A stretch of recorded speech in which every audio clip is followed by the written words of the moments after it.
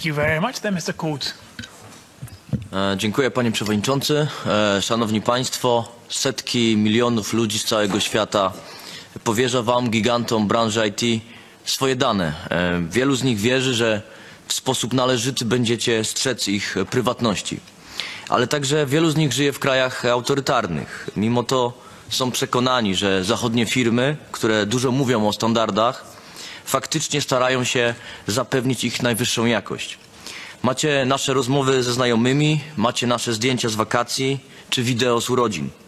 I po prostu jesteście odpowiedzialni za przechowywane dane. Dlatego dwa pytania do pana Davida Agranowicza, przedstawiciela Meta, czyli Facebooka. Po pierwsze, co zrobiliście jako platforma w celu ochrony konsumentów przed bezprawną inwigilacją Pegasusem? Ponieważ te informacje dotyczące inwigilacji szeregu niewinnych osób, między innymi w Polsce, zostały ujawnione kilka miesięcy temu. I dlatego chciałbym się dowiedzieć, jakie konkretne zabezpieczenia wprowadziliście w odniesieniu na przykład do aplikacji WhatsApp. Drugie pytanie. Eksperci potwierdzili, że Pegasus może nie tylko podsłuchiwać czy przeglądać dane z telefonu, ale jest technicznie możliwe dodawanie nowych treści na telefonie inwigilowanego.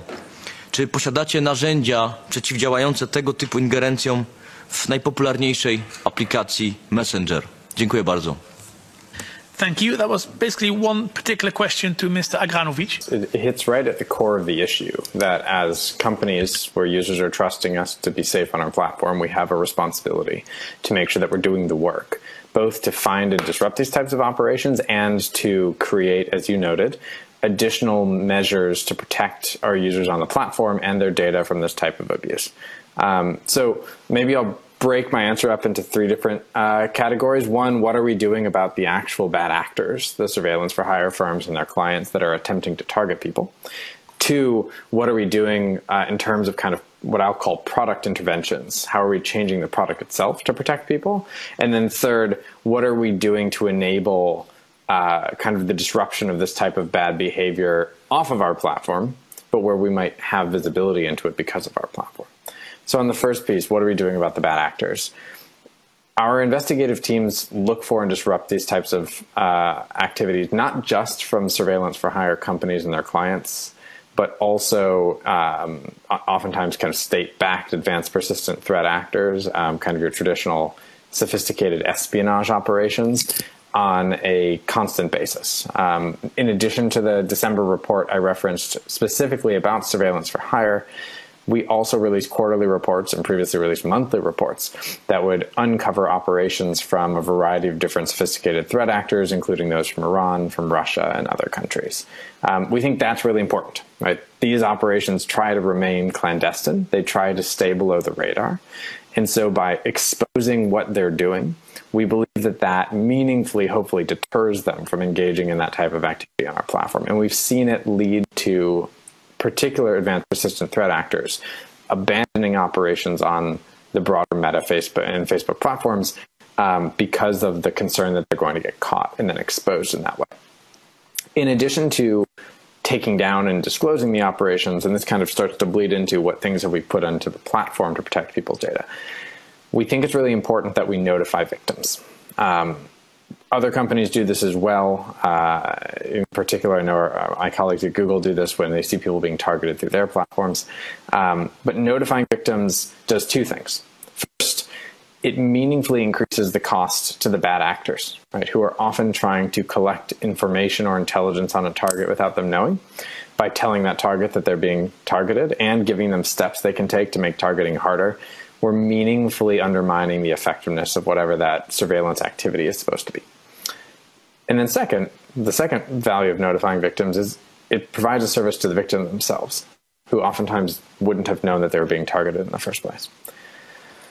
On the product interventions, as you noted, in addition to patching the vulnerabilities where we've seen them, and I think one of the challenges too here is that oftentimes these vulnerabilities aren't just about a vulnerability in particular, let's say, WhatsApp platform, but about trying to get someone to then, if the vulnerability in WhatsApp has been patched, trying to get them to go and download malware that might give them access to the device itself, right? That device level compromise may not be something that we as an application based company are going to be able to fix. But we might be able to fix by sharing information with the companies that control the underlying device ecosystem.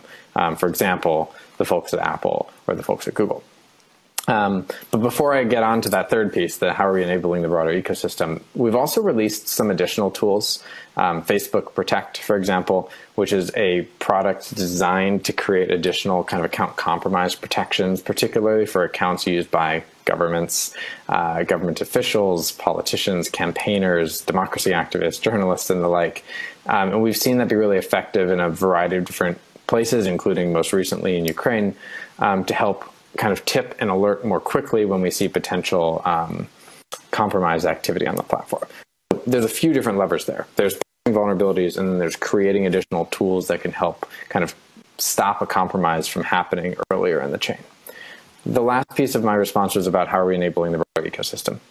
So in addition to the public reporting that we do, which includes indicators of compromise, so domains, for example, that we see these surveillance for hire actors using to host their malware, as well as when we have it, kind of reverse engineer malware hashes of what their malware can do, and then hashes that other people can use to detect that malware on their own systems. We'll also share information with our other companies, threat intelligence and investigator teams, where we see, for example, malware targeting a particular device, ecosystem, or operating system. In that way, we're hoping to enable that company to then go and identify or patch a vulnerability that we ourselves wouldn't be able to patch.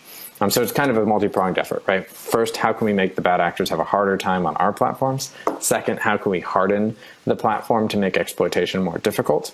And then third, how can we make sure that we're enabling other companies to similarly be able to do that type of work using the visibility that we have? Thank you very much.